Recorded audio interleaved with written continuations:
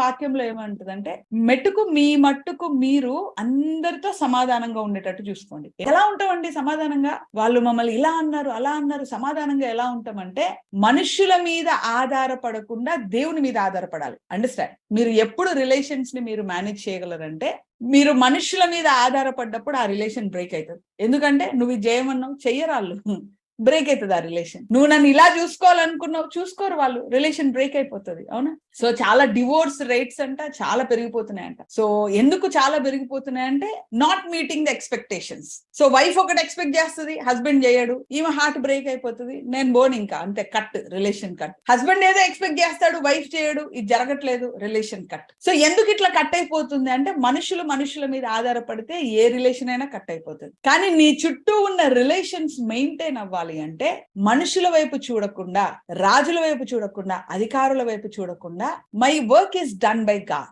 ఏమే